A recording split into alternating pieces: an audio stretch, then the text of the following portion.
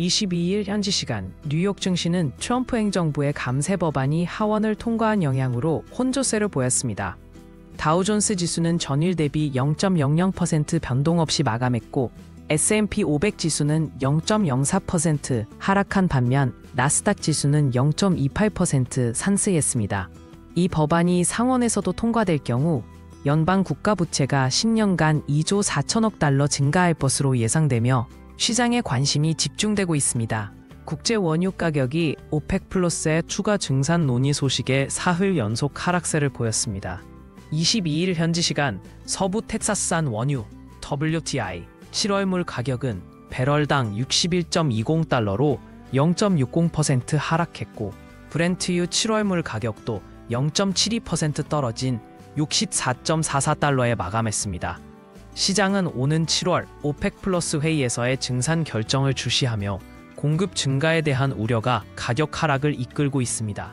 트럼프 미국 대통령이 오는 6월 15일부터 17일까지 캐나다를 공식 방문합니다. 이번 방문은 G7 정상회의 참석을 목적으로 하며 마크 카니 캐나다 총리와의 정상회담도 예정되어 있습니다. 트럼프 대통령은 과거 캐나다를 미국의 51번째 주로 합병하자는 발언으로 논란을 일으킨 바 있으며 이번 회담에서 양국 간 무역 및 안보 협력이 주요 의제로 다뤄질 전망입니다. 중국 구이저우 성에서 22일 폭우로 인한 산사태가 잇따라 발생해 21명이 매몰되는 피해가 발생했습니다.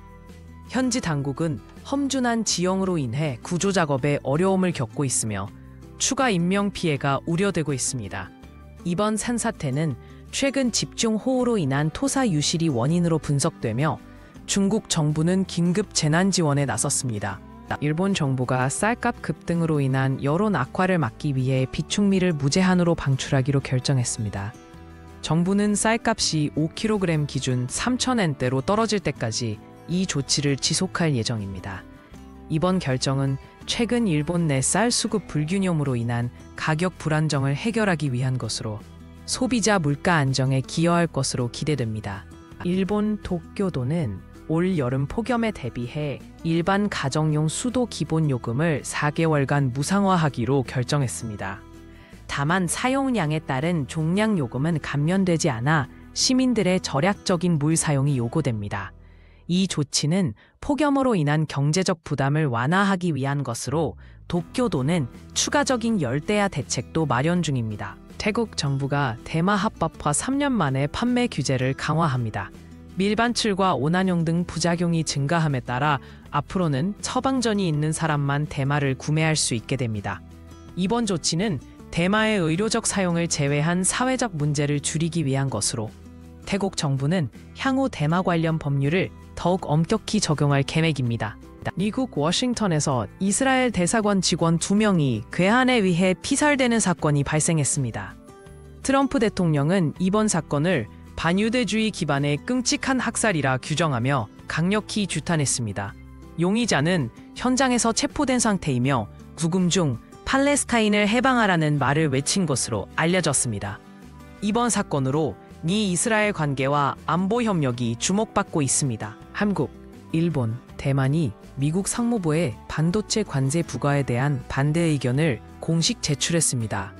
한국은 반도체 공장 건설 시 제조 장비 및 소재 수입 부담 증가를 우려하며 상호 보안성을 강조했습니다. 미 상무부는 지난 7일까지 200여 건의 의견서를 접수했으며 최종 결정은 국제적 협의를 거쳐 내려질 예정입니다.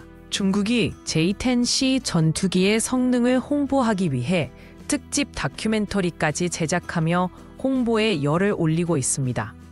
CCTV는 J-10의 전설이라는 다큐멘터리를 방영하며 인도 파키스탄 전투에서 라팔 전투기를 격추한 실전 성과를 강조했습니다.